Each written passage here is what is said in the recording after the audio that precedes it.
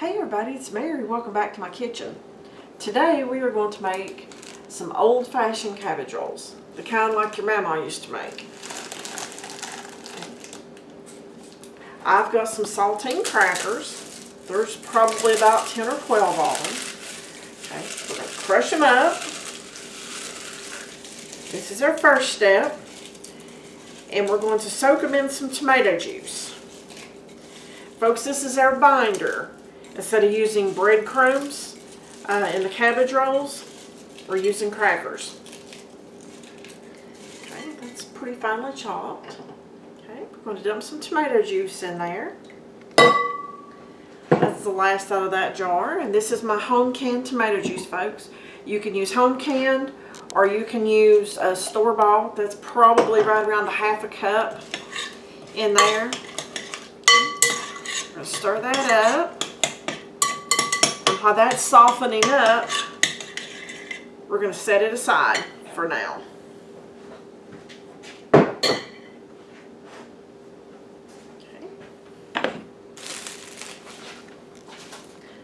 I have a small head of cabbage. Okay, there's more than one way to do this, and I'm going to do it, for me, the fast, easy way. I have it in a glass container. I've already washed it and took the outside leaves off that were a little bit wilted. So I've got about a half cup of water right here. I'm going to pour in the bottom of that pan. The guys, don't laugh at me, okay? Use what you got. Do you really think your mama had everything that was just so fancy? Okay. I'm going to put it over top of this, and I'm going to put it in the microwave for about 6 minutes. So hang tight and I'll tell you the other way to do this. Okay, now before you tell me that your mama didn't have a microwave, yes, I know that. My grandmother cooked on a coal stove. Okay, she burnt coal and wood in an old-fashioned cook stove in her kitchen and cooked on that until she was well up into her 60s or 70s. Okay. The other way to wilt the cabbage so you can take the leaves off easy, that's what I'm doing here, is you get a big pot of water, you bring it to a boil, and you drop the cabbage down in it and let it cook for 3 or 4 minutes, and then take the cabbage out and you can peel the leaves off. Because if you've ever tried to fold just regular cabbage out of the refrigerator, you know it's not very flexible. And by doing this, it's going to make it flexible so we can put the filling in it and roll it up. So that is why we soften the cabbage. Okay, folks, don't worry about attempting to get the ingredients, because I will give everything in the description box. Okay.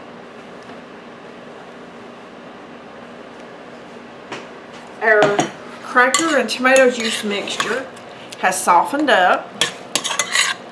So while the cabbages are in there, we're going to go ahead and add the rest of our stuff.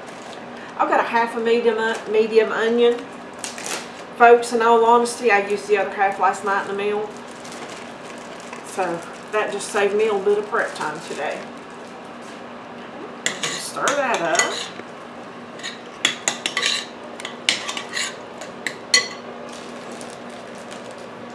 I have some white rice that is not cooked. I'm going to add about a half a cup of rice in there. There will be enough moisture in these cabbage rolls to absorb into the rice, and the rice be fluffy and not hard and crunchy. So trust me on that. Go ahead and stir that up so it will start absorbing. Okay.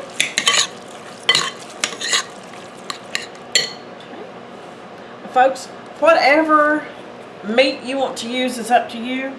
I happen to have picked up a meatloaf mix. Folks, it was on sale. I buy a lot of my stuff on sale, and I plan my meals around what's on sale. What about you? Do you plan your meals on sales, or do you just get whatever and fix it? we try to save as much as we can, so that's what we do. Okay, so I'll put that in there. Okay, and kill myself with a knife in the meantime. We're going to add about a teaspoon, teaspoon and a half of garlic powder. Salt and pepper, folks, to your taste. We don't use a lot of salt, so about 3/4 of a teaspoon to a teaspoon. And then pepper. Just depends on what you like.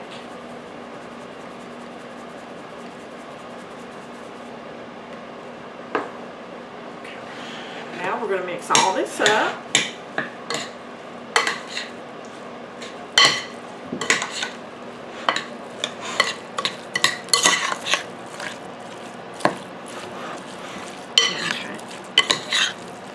Folks, this needs to be a little more juicy.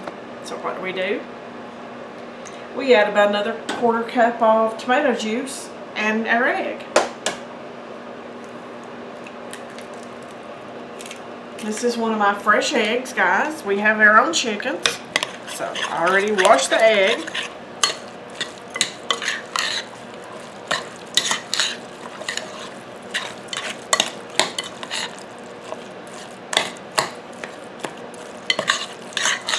Do you folks make cabbage rolls? Did your mama make them? Your grandmother? A favorite aunt? To me, this screams comfort food. Now, I usually, honestly, don't take the time to roll these out into rolls. I usually just make a big cabbage casserole and be done with it. But today, I decided to do it this way. Don't ask me why. I have no idea. Okay. We have that set up. Now we're just waiting on the cabbage to get done. Okay. While we're waiting on the cabbage, I'm going to go ahead and turn the crock pot onto high. I'm going to spray the interior with a non-stick spray. Now, folks, you can use one of those fancy crock pot liners if you'd like. That works perfect too. But I don't have any, so that's what I'm doing. But I'm going to let this go ahead and start preheating. You cook it on high for about 4 to 5 hours or low for about 8 to 10, depending on how fast you need those done. But I'll bring you back whenever we get that cabbage out. Folks, I tried to peel a couple of leaves off and it was a bit difficult, so I got my knife and I cut the core on the cabbage.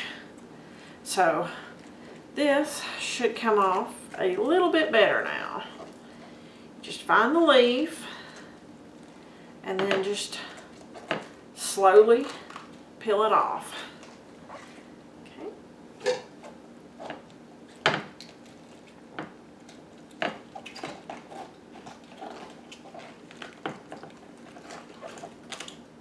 Okay. And sometimes you get these harder things in there in the bigger pieces, the outer leaves. Just cut it off. That way you don't have the really hard parts of the cabbage in your cabbage roll. Okay, so I've got my crock pot turned on. Okay, I have a can of sauerkraut. Okay, I drained the juice off of it. I put water in there with the little flat thing on there. I shook it up 3 or 4 times and I squeezed all the water out. That's going to give it a little bit of tang. Okay. That's what my mama did. It's what my aunt did. It's what my mom does. So guys, it's what I do too. I always pay attention. I don't want that ugly piece in there. I'm just kind of paranoid that way, guys. Okay. So, now bear in mind, the rice is going to swell up. Okay. So you will have more filling in this when you get done. Okay. I'm just going to roll it over. Just roll it around like that right there. Now folks, you can put a toothpick in this if you want, or you could just lay it in there the way it is. I think I need to lose my lid. But we're just going to keep on. Let's do one more right here. That's probably a 1/4 cup or so of filling in that. Just roll it around and just roll it up. Place them on top of your sauerkraut, and we're going to keep rolling until we get them all done. Okay, I put the last one of the cabbage rolls in here. So we're going to pour the rest of the quart of tomato juice in here. And I'm going to move it around and see how much it's going to soak up in the bottom, because I want these to be covered. So I got another tomato juice. Folks, this was 2 quarts and maybe a cup left. So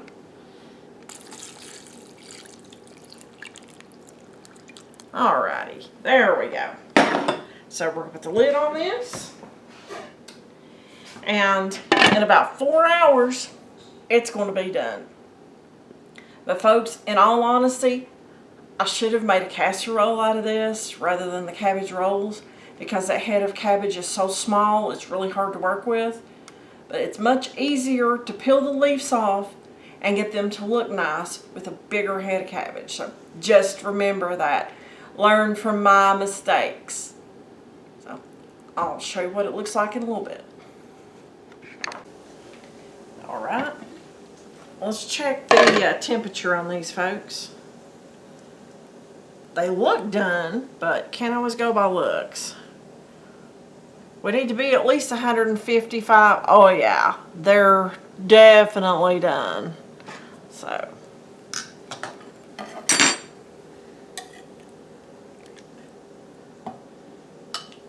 let's get this. Some of the juice in there. Gosh, I eat these so often growing up, folks. They're just so good. It's my mom's, my mama's, and my aunt's cabbage roll.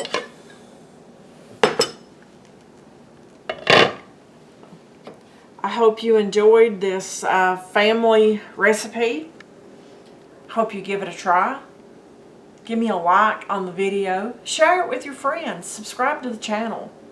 I really appreciate it. And as always, I'll see you on that next video.